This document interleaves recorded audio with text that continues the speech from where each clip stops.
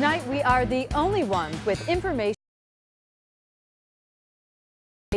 the Buffalo Public School District probably does not want you to hear. And this all has to do with more questionable spending pointed out by a conservative action group. They are not necessarily looking at how much the district is spending, but instead what they are spending your taxpayer dollars on. After all, the district is the second largest in the state, and it has a budget just under $800 million.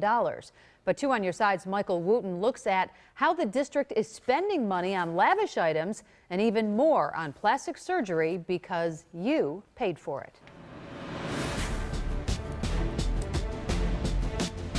2 on Your Side poured through the district's financial books for the last fiscal year, including more than 23,000 individual receipts and transactions from its check register and credit card statements.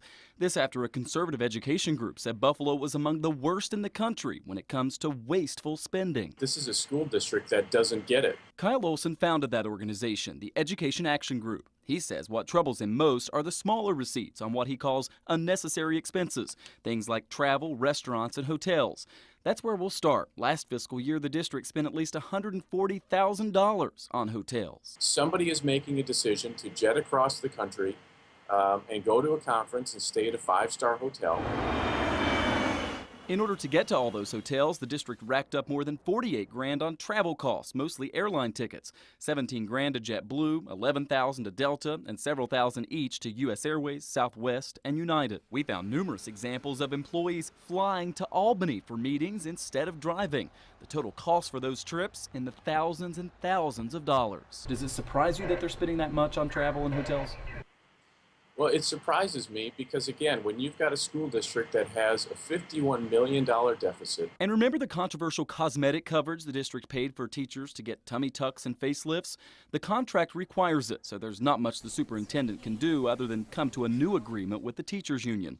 And that can't come quickly enough because the numbers show last year Buffalo schools spent just under $3 million on the cosmetic rider, slightly up from the year before.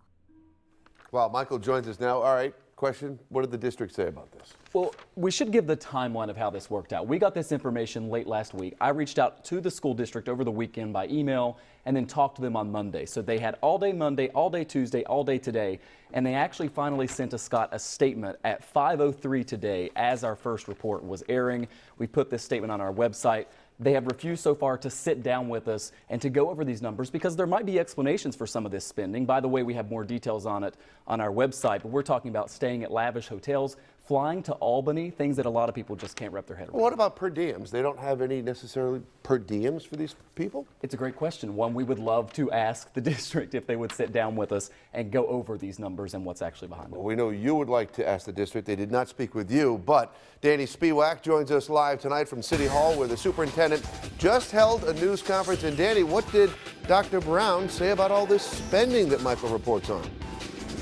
Well, Scott, she is defending it as a way to train teachers as a necessary cost to keep up with the new Common Core standards. You know, when I asked her the question about the money and what Michael just reported and all of those numbers, you know, she wasn't taken off guard. You know, she knew that the story was coming. It seemed, you know, was able to provide a response basically saying that she needs these costs to train her teachers, to train her administrators, understanding that it seems like a lot of money to an outsider, but defending it, again, as a way, as a necessary cost for this district. And she says for a district of this size, she doesn't think that it's unreasonable, that it's very important for these training activities, these trips to Albany, that sort of thing, to go on for the district. So she just addressed this. Let's hear what she said about 30 minutes ago. As you're talking about staff members attending conferences and seminars and workshops and planning sessions, those are extremely important activities for our staff members to engage in.